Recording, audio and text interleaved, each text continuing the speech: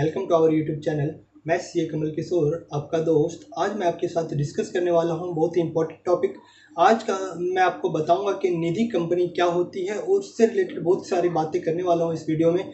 तो अगर आपको निधि कंपनी से रिलेटेड कुछ बातें जाननी हो, निधि कंपनी के बारे में जानना हो आपको, तो ये वीडियो आप लास्ट तक जरूर देखिए। आपको बहुत सारी बातों का यहाँ पता चलने वाला है निधि कंपनी से रिलेटेड। तो हम स्टार्ट करते हैं। फर्स्ट देखते हैं कि निधि कंपनी क्या होती है। निधि कंपनी एक पब्लिक लिमिटेड कंपनी होती है जिनका मेन ऑब्जेक्टिव होता है अपने मेंबर्स में ये हैबिट डेवलप करना कि वो अपना खर्चा कम करे और सेविंग को बढ़ाए। मेंबर्स के लिए काम करती है निधि कंपनी, नॉन मेंबर के लिए काम नहीं कर सकती। तो मेंबर्स के लिए काम करती है और उनको बताती है फायदे की, सेविंग करने के क्या क्या फ़ायदे हैं, वो आपके लॉन्ग टर्म में कैसे एक छोटा छोटा सेविंग आपका लॉन्ग टर्म में बहुत बड़ा अमाउंट बन जाता है। अगर आप 100 रुपये भी जमा करते हैं डेली के, तो मंथ के 3000 हो जाते हैं और ईयर के आपके 36,000 हो जाते हैं। तो ये छोटे छोटे सेविंग जो है, अगर आप उसको अभी से बचाएंगे तो ये लॉन्ग टर्म में आपको बहुत सारे बेनिफिट देने वाले हैं। तो वही बेनिफिट ये निधि कंपनी अपने मेंबर्स को बताती है, उनको मोटिवेट करती है कि अपना सेविंग बढ़ाए और खर्चा जो है उसको थोड़ा कम करे। और ऐसे करके सेविंग बढ़ा के वो बहुत बड़ा बड़ा काम कर सकते हैं, बहुत बड़ा अमाउंट एक डिपॉजिट बहुत बड़ा अमाउंट बना सकती हैं छोटे छोटे सेविंग से। तो यही बेनिफिट बताती है अपने मेंबर्स को, मोटिवेट करती है उनको।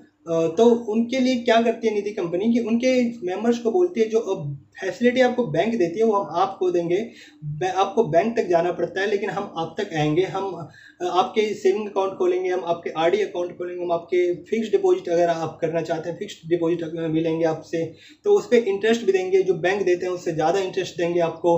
तो मेंबर्स को मोटिवेट किया जाता है बार बार कि वो अपना सेविंग बढ़ाएं और इनके पास अपना मनी डिपॉजिट करें। और ज़रूरत पड़ने पे ये इनको लोन भी देती है। जैसे कोई बैंक वगैरह होते हैं, बैंक आपको कोई इंडिविजुअल को लोन देने में बिलीव नहीं करते, वो बड़े बड़े लोन कॉर्पोरेट को दिया करते हैं।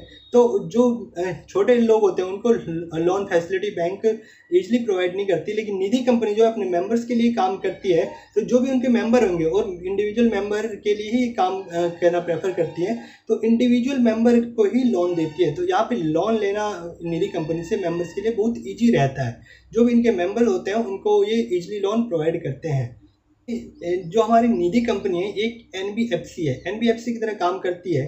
तो स्मॉल बैंक भी बोल सकते हैं आप, मेंबर्स का बैंक है लेकिन एक एनबीएफसी माना जाता है। और आरबीआई की गाइडलाइंस इस पे एप्लीकेबल नहीं होती है, क्योंकि आरबीआई जो भी निधि एनबीएफसी के लिए या फिर आपके बैंक के लिए गाइडलाइंस इशू करती है वो इसके ऊपर एप्लीकेबल नहीं होता है। क्योंकि एक आरबीआई ने एक सर्कुलर जारी किया है कि ये वाले जो निधि कंपनी होंगे, म्यूचुअल बेनिफिट कंपनी होंगे, उनके ऊपर हमारे सर्कुलर या जो हम गाइडलाइंस इशू करते हैं बैंक के लिए, एनबीएफसी के लिए, वो आपके ऊपर एप्लीकेबल नहीं होंगे।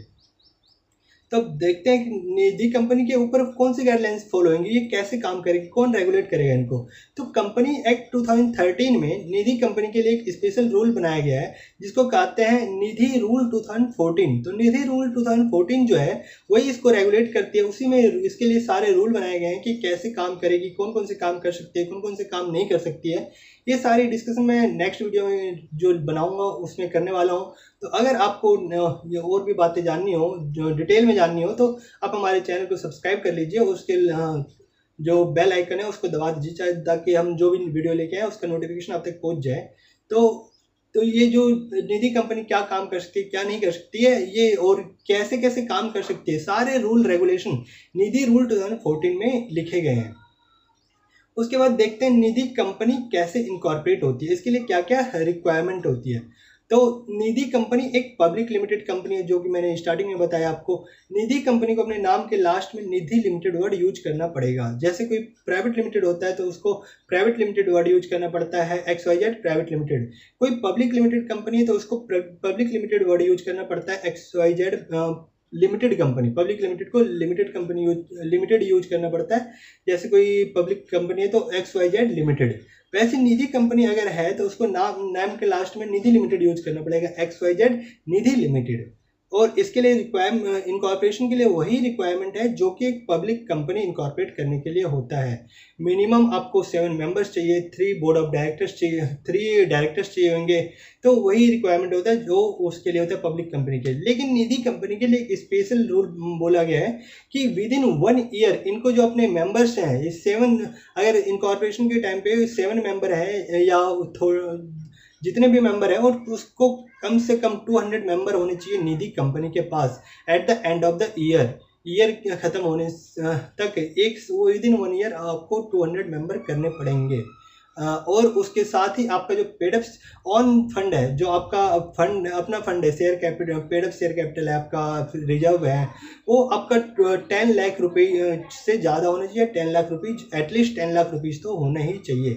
तो ये एक एडिशनल रिक्वायरमेंट है इसके लिए, निधि कंपनी के लिए, कि विद इन 1 ईयर आपको अपना पेडअप शेयर कैपिटल भी बढ़ाना है और आपको अपना मेंबरशिप इंक्रीज करने पड़ेंगे। 200 तो मिनिमम मेंबर होने चाहिए। 1 ईयर का टाइम दिया गया है। वैसे तो पब्लिक लिमिटेड कंपनी के तरह आप इनकॉर्पोरेट कर सकते हैं, जो उसके रिक्वायरमेंट है 3 डायरेक्टर और 7 मेंबर्स से, लेकिन विद इन 1 ईयर आपको ये रेगुलेशन जो है उसको फॉलो करना पड़ेगा, इसके साथ कंप्लायंस करना पड़ेगा। तो ये है इनके साथ। अब हम देखते हैं कि इनमें कौन कौन मेंबर बन सकते हैं। इनमें जितने भी लोग हैं सब मेंबर बन सकते हैं, 3 लोगों को छोड़ के। एक तो माइनर इसमें मेंबर नहीं बन सकते, एक बॉडी कॉर्पोरेट कोई नहीं बन सकता इसमें मेंबर, एक ट्रस्ट कोई मेंबर नहीं बन सकते। निधि कंपनी के 3 लोग मेंबर नहीं बन सकते, बॉडी कॉर्पोरेट, माइनर और ट्रस्ट।